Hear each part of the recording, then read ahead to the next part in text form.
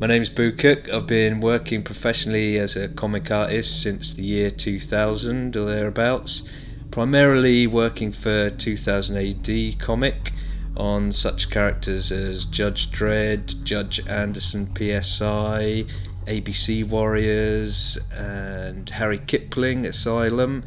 Also, I've done some work for Marvel Comics, mainly covers for them. A Wolverine cover, which was a particular high point for me, and also covers for their X Factor comic. More recently, I've been working with Richard Starkings on his comic Elephantmen.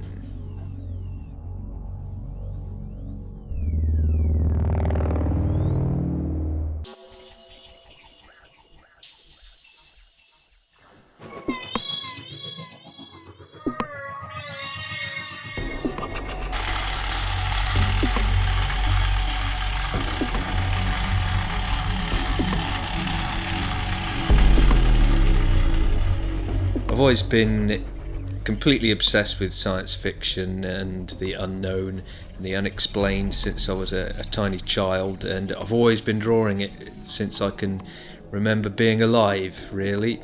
And I was drawing pictures of Batman and Daleks, Doctor Who, that sort of thing for my dad's wall.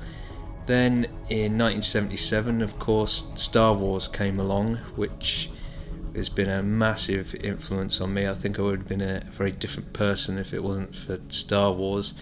But there was a lot of other science fiction things came out around that same time. Things like Close Encounters, Silent Running, and also 2000 AD came out.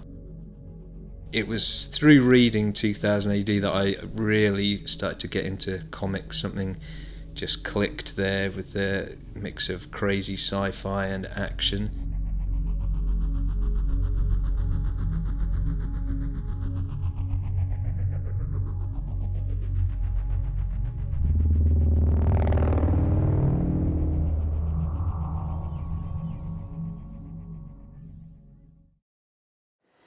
Comics are for children. I know I certainly used to read a lot of comics as a kid.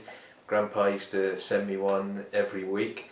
I think I started off with Toby comic about a little anthropomorphic dog called Toby. Went on to the Beano, and then got my first dose of 2000 AD. This is actually my first dose right here when I was 10 years old, and the comic has kind of grown up with me. And I'm not sure that really children should be reading it these days, because there's the odd boob and thing in there that it may be a child below the age of 10 shouldn't really be looking at, but it's not going to do much harm, is it? Let's face it. But 2000 AD, it's been with me pretty much all my life, thanks to my grandpa, and I love it to bits.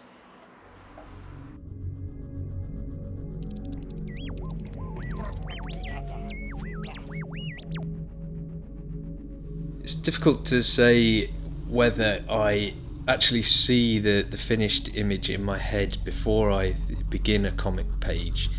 I think at best you get a kind of a misty version of the finished thing in your head. There's elements of it that you know you want to end up in the final thing, and henceforth the initial thumbnail breakdown stage is really difficult because you're essentially converting words into images.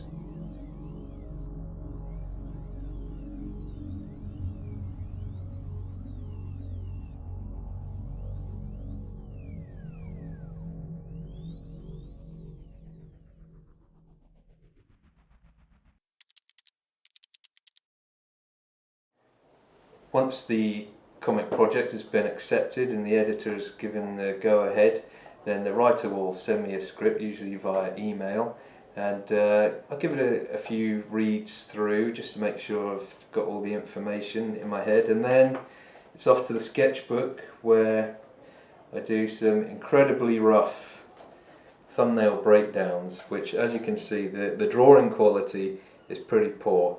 but the main thing is that all the basic information is on there about who appears in the panels, the size of the panels, composition of the page, the flow of the page, and sometimes the editor, in this case the editor-writer Richard Starkings, will phone me up and have things to say about the roughs, say, pull back on this shot, move in, do this person bigger. And it's really important to keep rereading the script over and over and make sure all the basic information is set in stone before you move on to the next stage.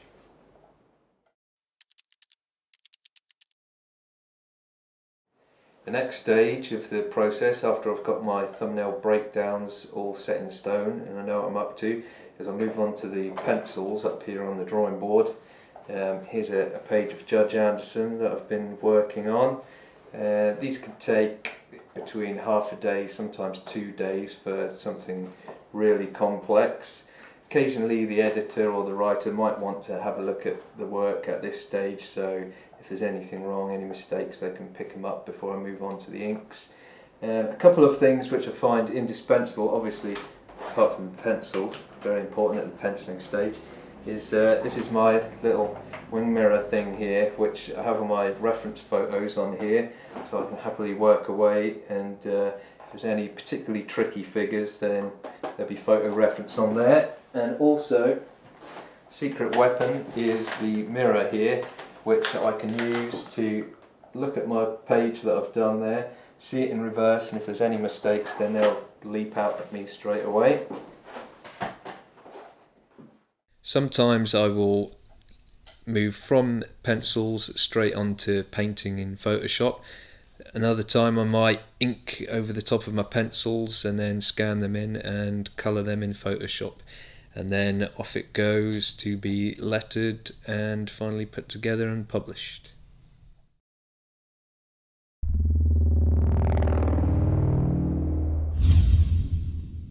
There's always been a stereotypical kind of comic reader, but as the years go on and comics become more diverse, they're becoming more fashionable, and I think the success of films like the X-Men and the current slew of comics films that are hitting the screens, they're making it more accessible to a wider range of people, and so consequently the content is a lot more diverse.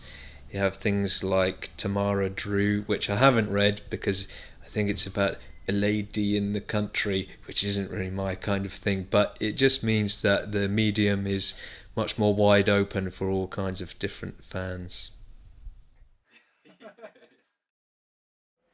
A lot of comics are about superheroes, and while I love characters like the Hulk and Wolverine, I don't tend to read a massive amount of your Marvel comics, DC comics these days, because I feel they tread a bit of the same ground quite a lot. And the sort of thing that I'm reading more often these days, obviously Elephantmen, goes without saying, but some particular current favourites of mine at the moment are Prophet, because that is just a chunk of very original, crazy sci-fi, very well written, very well drawn, loving a bit of that. Spaceman, believe it or not, also sci-fi, but it's new stories, it's not the same characters over and over again, and it's nice to see that in the current environment of comics people can bring out new things. It doesn't have to be part of a long existing franchise, push the boundaries, come up with some amazingly creative stuff.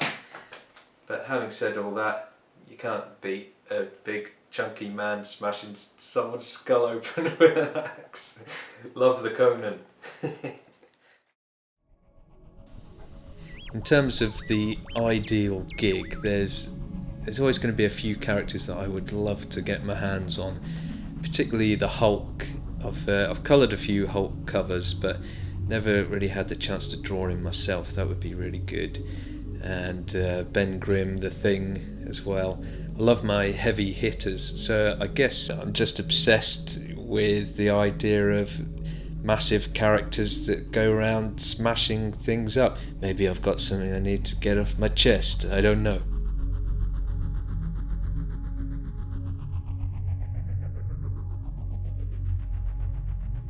With comics, you never really know what's going to come next. You never know who's going to be giving you the work, what characters you're going to be working on. So you have to kind of take things as they come. But ultimately, I would like to be writing and drawing my own characters, I think, in some kind of messed up sci-fi apocalypse world.